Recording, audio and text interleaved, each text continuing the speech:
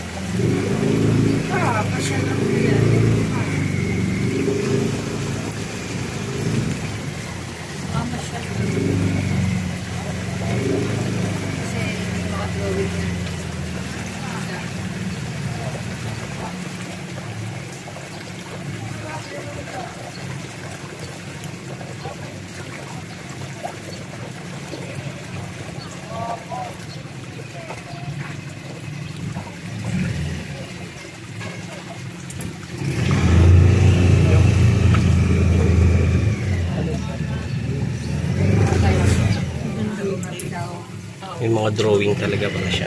Ayan po mga gawa po yan sa tiles.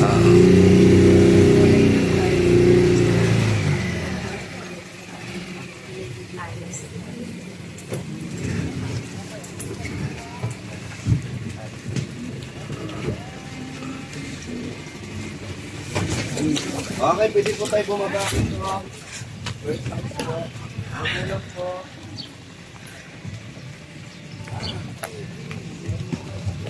Ayan.